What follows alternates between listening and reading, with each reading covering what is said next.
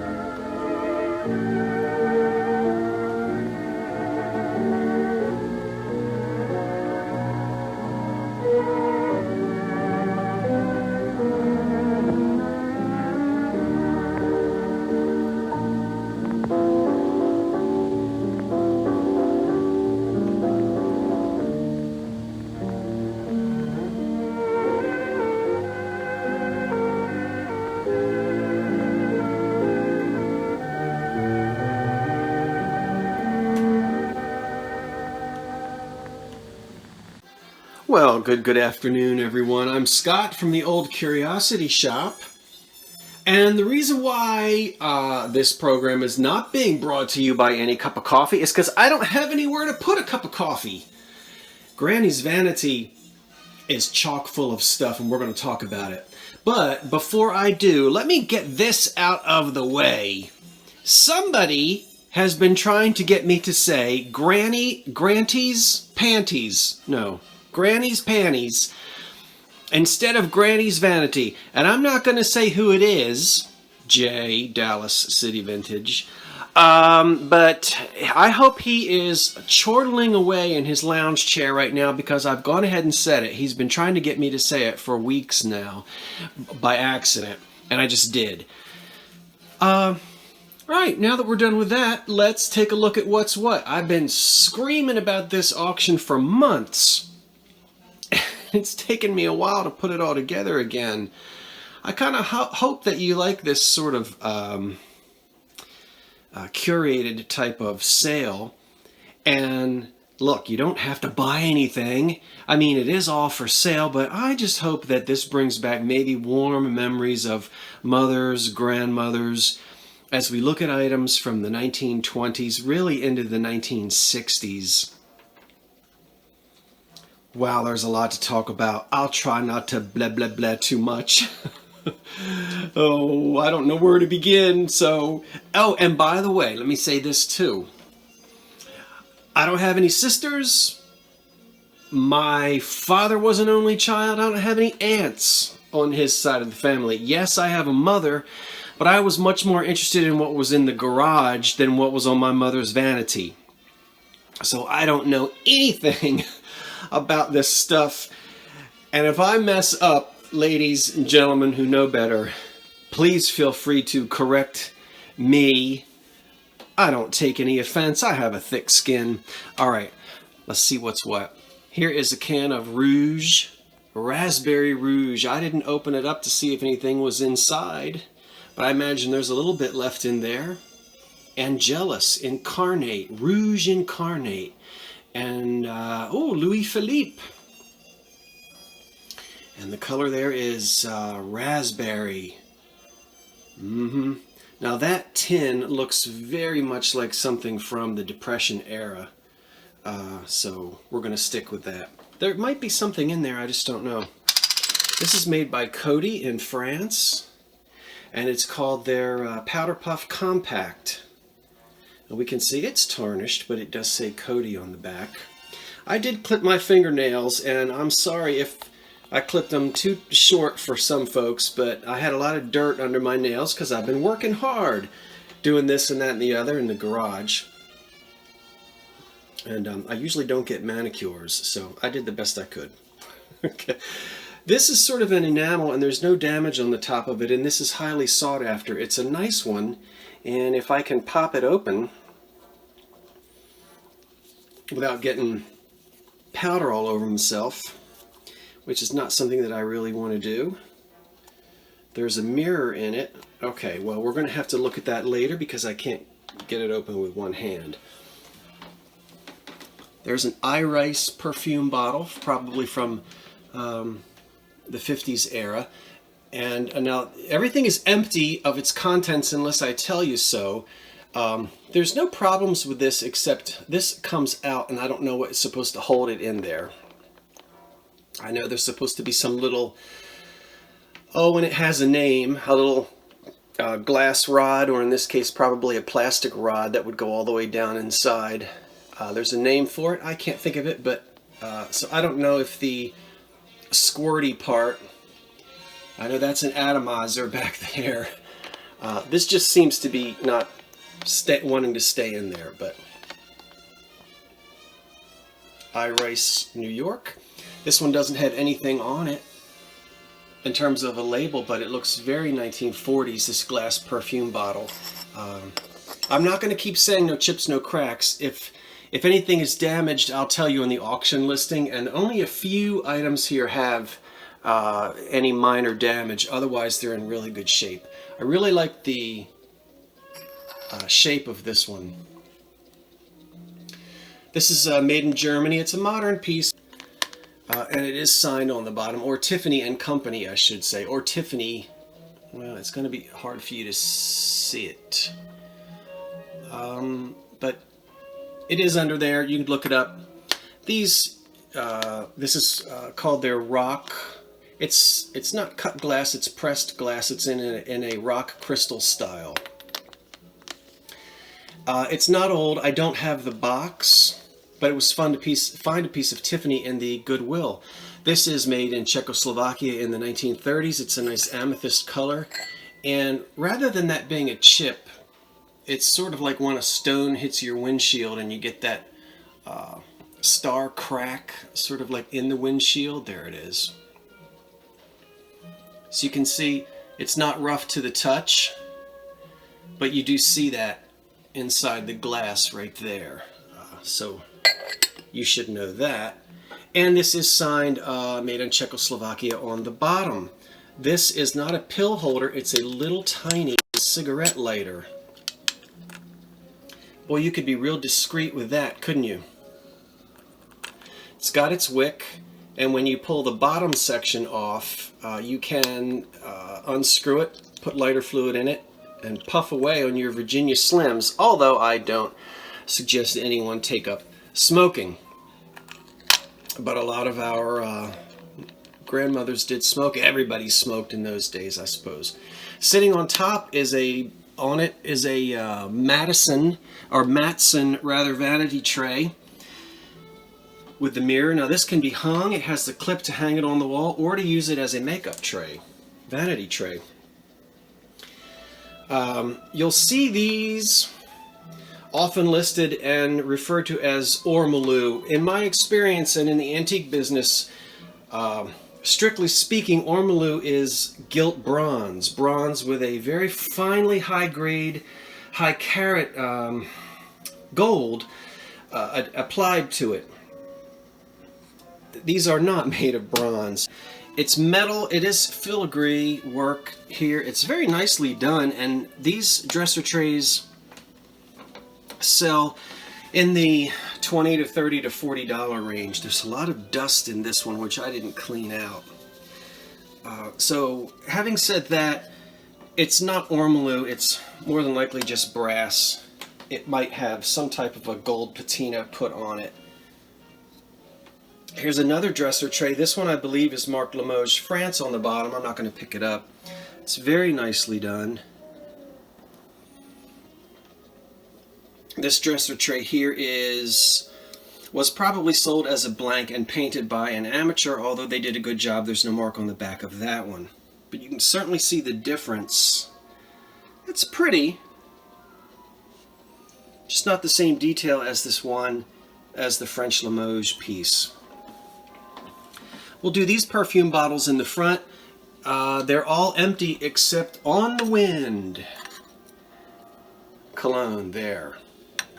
Okay, this is Gardenia by, what does it say? Lander. Looks like a basket. This is just empty. You can put whatever you'd like in it. And then here's one called Morning Glory by Jergens. That's a real 1930s looking label on the bottom. The font is a little bit on the Art Deco style. I'll let you see that a little bit better. This is Orange Blossom. Sadly, there's nothing in it. You can smell a little bit when you take the lid off. But this was a souvenir perfume that you could buy at souvenir shops in Florida. Orange Blossom. And this is wooden. The little perfume bottle with the foil. I love this with this flame top. It appears to be, oops, there we go. It appears to be plastic or Bakelite. Probably plastic. Yeah, plastic. That had some kind of a perfume in it. And then I have some various cosmetic jars here. Probably for powder, because I think the cold cream jars would screw on to keep the moisture in so the cold cream doesn't dry out.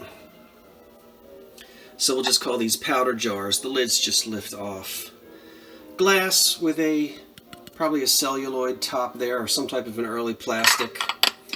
This one as well. Kind of has an Art Deco style to it with, I guess, tulips around it. Here's a dresser box made of wood and a pressed cardboard picture on the top, which is nice. I'm going to open it up. These were very inexpensive and sold in the 30s. The mirror, as you can see, is an old mirror. I mean, that's clean, so you just have to take these old mirrors the way you can find them. But the inside is nice, and there's no damage on this.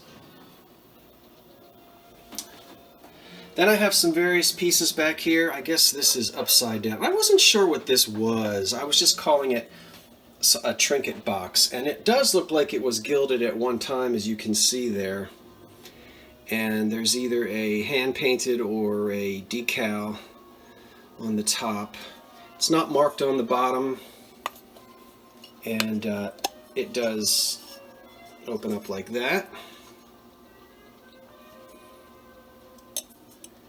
For you to hide your whatnots. There's a hat pin holder, not a salt or pepper shaker. We can talk about that for 15 minutes, but we won't. We'll just leave it at that. Hand-painted hat pin holder. There's a hair receiver in celluloid. You've seen these. Don't get an open flame near that, or poof! Yeah.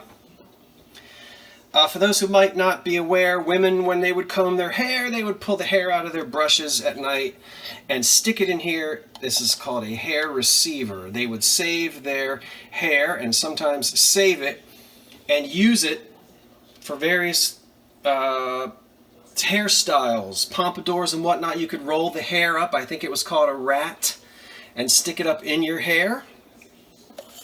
In the Victorian days, there was all kinds of hair artwork that was made. You guys already know that.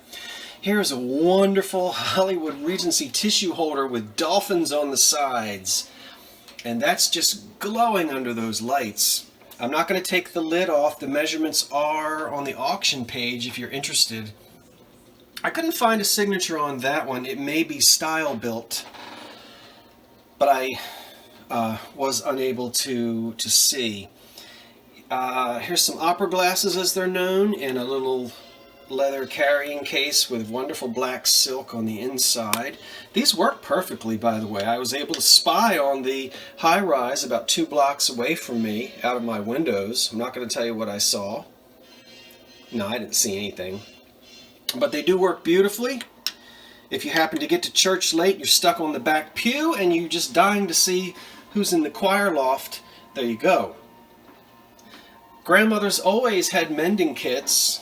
Our mothers did, right? There's your needles, different colored threads, the scissors, and this nice little red case mending kit. That's cute. There's another hair receiver there with a celluloid lid, and this one is got amber glass on the bottom, very typical. This is a pearlescent type. And these were parts of large dresser sets, as you know. Combs, fingernail files, brushes, mirrors, picture frames, sometimes clocks, little clocks. You could get all kinds of stuff. Here's a little cosmetics jar from the 30s, and when you see this P on the top, you might think either Palmolive or Pond's, P-O-N-D-S, cold cream. I looked this up many months ago and found it. I lost my research and I can't remember now, but it doesn't really matter. I don't think it's Pond's or Palmolive. I think there was some other company, but I can't remember at the moment. Paramount, who knows? The 30s, that lid is just like the salt and pepper shaker lids of that era, and you can see it's made of cheap metal, and there's some deterioration to the top, but very 1930s and really cute. An art glass perfume bottle with the atomizer there. Now that one is working okay. I don't believe this to be old. I think it's contemporary, but I'm not sure where it was made or by whom. It's not signed. But it really is pretty. It's sitting on top of what most people call bohemian glass cut to clear tray. I know you can't see it very well, but it is crystal and yellow. I don't know if the yellow is coming up. There are better pictures on the auction site, as I've said. The gloves were given to me by a subscriber quite some time ago and said I can do whatever I want with them, and it seems perfect to throw them in with this haul because they're just a pair of elegant leather gloves. I know I can't wear them. Well, not with these shoes anyway. Just kidding. But you'll have to check and see, again, as I said, on the auction site, and you'll see the size. Everybody smoked in those days. Who remembers these? Now, funny, neither of my grandmothers smoked, but I had great aunts and things that smoked, and so I remember women pulling these types of things out of their pocketbooks. This one is called Lady, let's see, Princess Gardner. So that's up for sale. The cigarettes were actually in the pack when I found this, but I don't plan on selling the cigarettes. I'm going to just toss them. Here we have Muguet des Bois. I'm flaunting my ignorance of the French language. No, I know it's Muguet de Bois. Did I do it right that time? I never studied French. Muguet de Bois, I guess, by Coty. And there's nothing in there either, but there's the empty bottle. All right, over here, made in Japan, out of porcelain, is a nice little powder jar, trinket dresser thing there in green. I wish I had a whole set of that. 2 powder jars made by Jeanette. They did a lot of this kind of thing. There's the iridescent deer. This is glass. And the wonderful pink swan with a spot here to put your lipstick. And I haven't got one, so let's put our cigarette lighter in there, our little cigarette lighter right there. Okay, and then we have to have some cigarette lighters. Can't you just see Katharine Hepburn sauntering out in her slacks, plopping down in a big club chair and pulling this off the coffee table in some 1940s movie? That's something else either. It's beautiful art glass. Has a little bit of a stretch effect on the top, the way stretch glass was made. I don't know, but you can see right there. That's not dirt, but it's sprayed to give it that effect. Heavy glass. Now that's not signed. The lighter portion of it says Japan on it. Now this comes out of here. I can't do it with one hand, but this was originally glued in. So if you want to glue that back on, you can, or just leave it like that. This one is made out of some type of hard plastic, and it says we have made in Japan on the bottom. That's one of those after the war made in Japan labels. And there's now none of these have fluid in them. They're not tested. They're just for really decoration, but anyone who's interested in old lighters could probably get them working again. Here's a tin. Grandma always had a tin like this. Probably when it was new it had cookies or candies in it, but Grandma always had old tins like this for sewing kits. And this one looks like it's going to be from the 1930s, when these idealistic, romantic sort of, I guess that's an 18th century couple there, trying to steal a kiss in the garden. Oh, what's that old poem? Don't kiss your lover by the garden gate. Love is blind, but the neighbors ain't.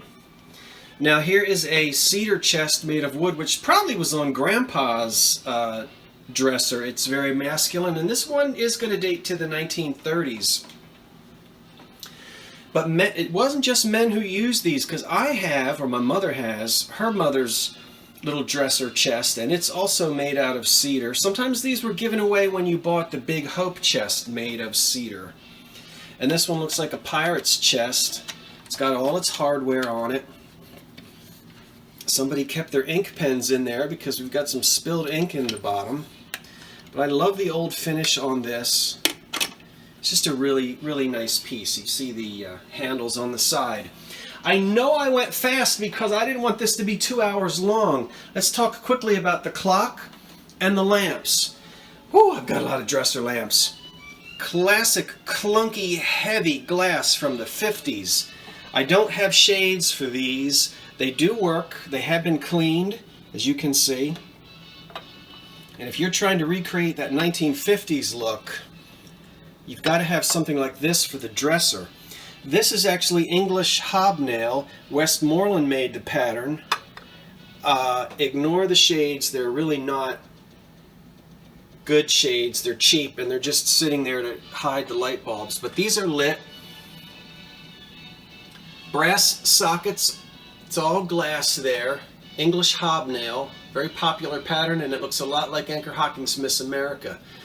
And all right, there's the clock from the 40s, very Hollywood Regency, and it's running beautifully. You can barely hear it. It hums just very, very, very lightly, but you can't even hear that. Look how fancy it is. Mirror, glass, brass, gold toned. That's classic Hollywood Regency 1940s. It keeps perfect time. The only issue is the time adjusting rod on the back is missing its little knob. Now you can still adjust the time, but you have to take a pair of pliers to turn it. It's not a big deal. You can get those knobs, and I'm going to see if I have one around here somewhere.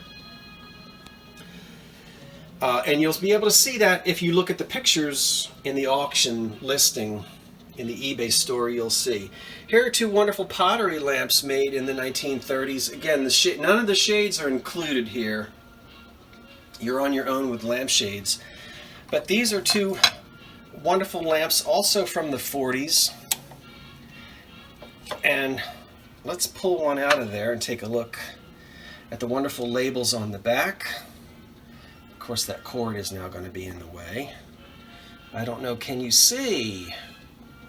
There we have hand-decorated F.B. Johnson. And original styling by the William F.B. Johnson Company. And these look very 1940s. Again, as I said, these were meant, they don't have harps, and so you need lampshades with that clip on like that. Alright, so there we go.